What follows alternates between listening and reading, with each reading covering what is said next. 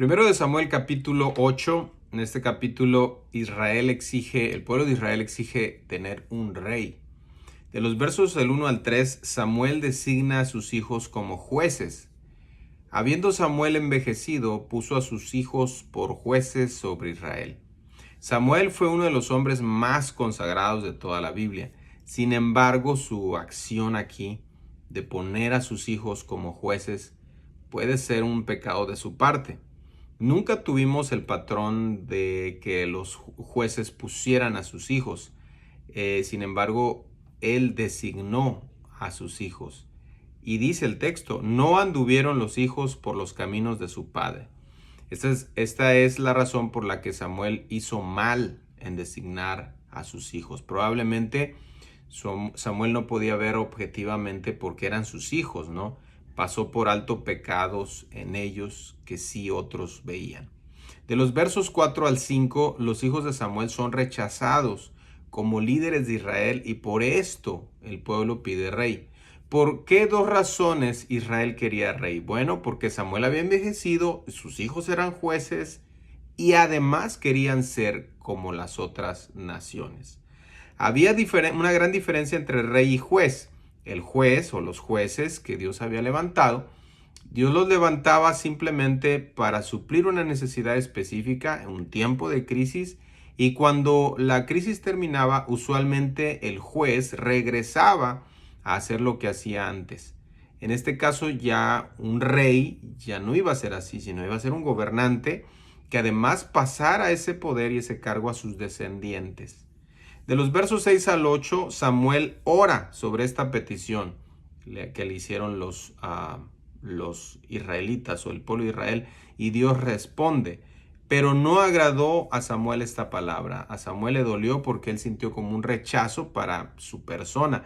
Dios le dice, no te están rechazando a ti, me están rechazando a mí.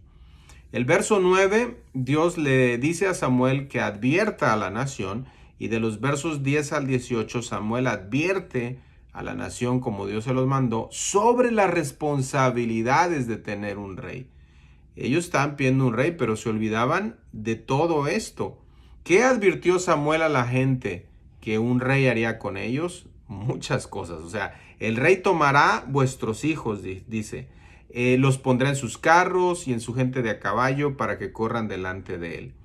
Tomará vuestras hijas, tomará lo mejor de vuestras tierras, tomará el diezmo de vuestro grano, vuestras viñas, tomará vuestros siervos, vuestras siervas, vuestros mejores jóvenes, tomará del diezmo de sus rebaños y seréis sus siervos. Tomará 6 veces hay tomará y seréis sus siervos. Esta es la advertencia de que no es tan fácil tener a un rey, sino que va a haber ciertas responsabilidades, y esto tenían que entenderlo.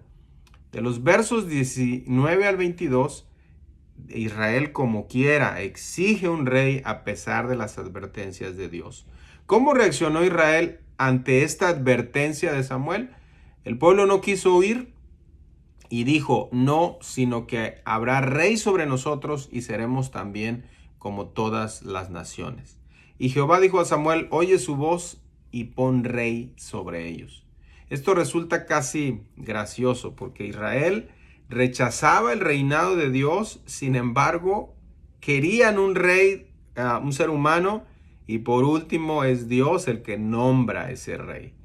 Siempre quisiéramos dejar a Dios a un lado, nuestra naturaleza pecaminosa y rebelde, pero Dios siempre está en su trono. Cuando nos resistimos a Dios, solo nos lastimamos a nosotros mismos, ya que los planes de Dios siempre son mejores. Aquí en este caso el pueblo de Israel estaba pidiendo un rey porque pensó que le convenía su propia idea, su propio plan. Siempre será mejor el plan de Dios.